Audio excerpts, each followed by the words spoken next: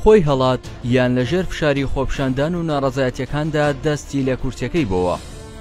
لەسەر هەڵاتنی قسە لەسەر پیلانگێڕی و یاریەکی پشتی پەردە دەکرێت. ئایا دەست و پەیوەندەکانی و فەرماندەکانی سوپا هەڵیان خەڵەتاند و دۆخەکەیان لێ گەورە کرد؟ ئایا خۆپشاندان و ناڕەزایەتیەکانی گەلی تونس هێندە گەورە و بەرفراوان بوون کە ڕابکات؟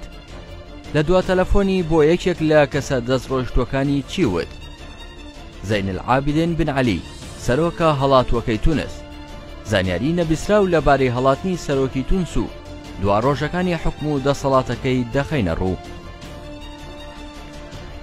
دکتۆر ئەحمەد عەیاز وەدرنی، بەڕێوەبەری پێشووی دیوانی سەرۆکایەتی تونس لە سەردەمی دەسەڵاتی زەین العابدین بن عەلی باس لە دوا ڕۆژەکانی حکمی بن عەلی و هەڵاتنی دەکات بۆ سعودیا.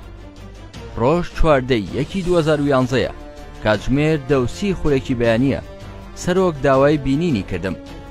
لەو دیدارەدا سەرۆک باسی لە حەممە هەمامی کەسایەتی سیاسی بەرەڵسکاری چەپڕەو کرد، تەلەفۆنی بۆ وەزیری ناوخۆ کرد و داوای ئازادکردنی کرد.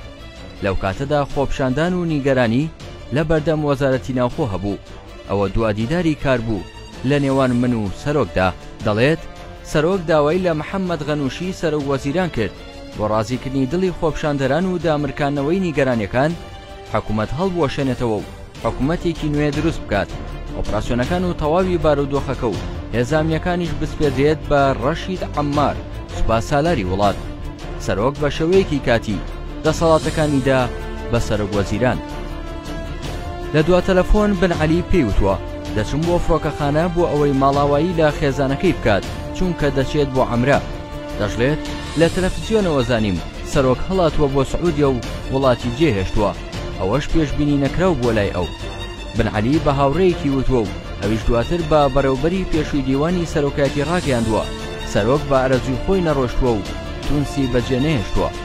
دەستگا و ناوەندە ئەمنیەکانی تونس هەر یەک ئەوی تر تۆمەتبار دەکەن بەوەی کە هانی بن عەلیان داوە هەڵبێت لە وڵات.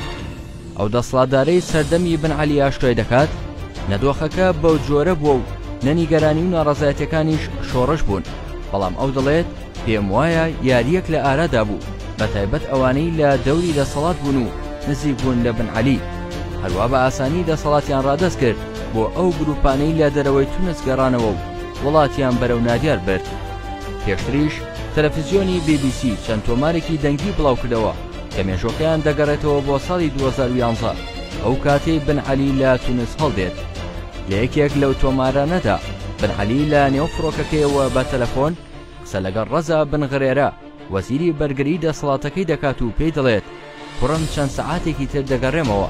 ئەویش پێی دەڵێت هەموو سوپا و هێزە چەکدارەکانت لەگەڵە. لەو سەروبەندەدا لە نێوگەلی تونس هەواڵی ڕاکردنی بن عەلی بڵاو دەبێتەوە. ئەوە شێندەی تر پشێوی و ناڕەزایەتیەکان تونتر دەکات.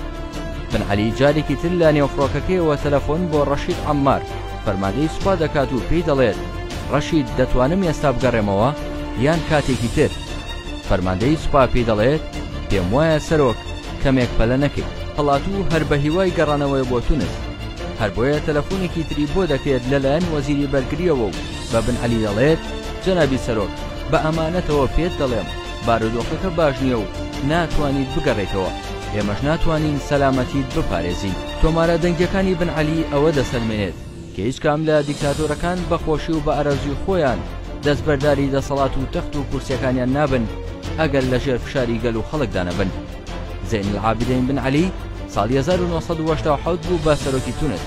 دووەم سەرۆکی ئەو وڵاتە بوو لە دوای حەبی بورقیبە و سەربەخۆی تونس لە ساڵی 1956 لە ژێر دەستی فەڕەنسادا.